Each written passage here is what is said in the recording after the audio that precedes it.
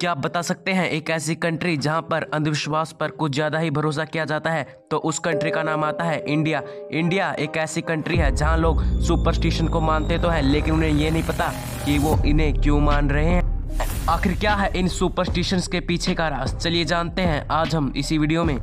हिंदू धर्म में हमें ये बताया जाता है कि हमें अच्छी नींद चाहिए तो हमें केवल साउथ की डायरेक्शन में ही सोना चाहिए, क्योंकि नॉर्थ डायरेक्शन में सोने से आपके ऊपर शैतान हावी हो सकता है। और हमें तो ये कहा जाता था कि नॉर्थ की डायरेक्शन में सोने पर आपको यमराज लेके चला जाएगा, क्योंकि नॉर्थ डायरेक्शन में यमराज का लोक होता है। और साथ ही नॉर्थ डायरेक्शन में सोने पर आपको काफी ज्यादा डरावने सपनों का सामना करना पड़ सकता है। चलिए जानते हैं आज हम इसके रियल रीजन को, आखिर क्यों लोग इस सुपरस्टिशंस को मानते हैं।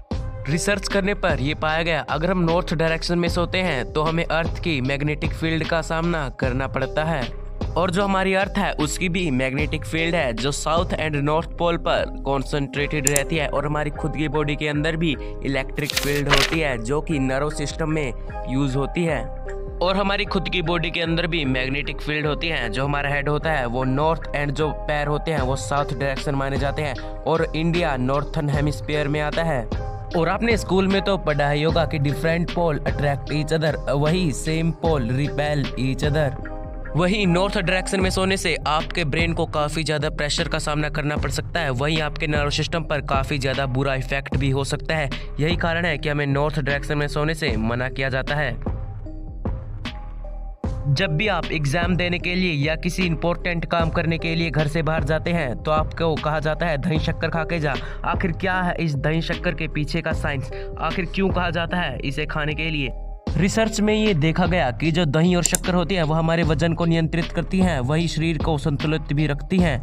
गर्मी के मौसम में शरीर को ठंडक की जरूरत होती है, वहीं दही और शक्कर एक कूलेंट का काम भी करती हैं जो शरीर को ठंडा रखती है। यही कारण है कि हमें इम्पोर्टेंट काम करने से पहले दही शक्कर खाने के लिए कहा जाता है, क्योंकि अगर आपका दिमाग ठंडा होगा तो आप किसी भी काम को आराम से कर सकते हैं, वह आप अपने शरीर को भी संतुलित रख सकते हैं। घर में शीशे का टूट जाना सबसे बड़ा अपशगुन माना जाता है, और ये कहा जाता है कि टूटे हुए शीशे को घर पर नहीं रखना चाहिए क्योंकि इसके अंदर शैतान मौजूद होते हैं। आखिर क्यों शीशे का टूटना अपशगुन माना जाता है? चलिए जानते हैं इसके बारे में। क्या सच में शीशे के अंदर शैतान अपना निवास करने लगते हैं? रिसर्च करने पर यह पाया गया कि जो पुराने समय में शीशे को काफी ज्यादा दूर से मंगवाया जाता था और ये काफी ज्यादा खर्चीला काम भी होता था, और पुराने समय में शीशे को बनाना काफी ज्यादा मेहनत का काम था, और इसलिए शीशे की अहमियत बताने के लिए हमारे पूर्वजों ने ये अफवाह फैलाई कि टूटे हुए शीशे के अंदर शैतान मौजूद होते हैं और हमें शीशे को तोड़ना नहीं चाहिए। और टूटे शीशे को घर पर रखने पर ये आपको काफी ज्यादा डैमेज भी पहुंचा सकता है, इसलिए इसे तुरंत फेंक देना चाहिए। नंबर 4।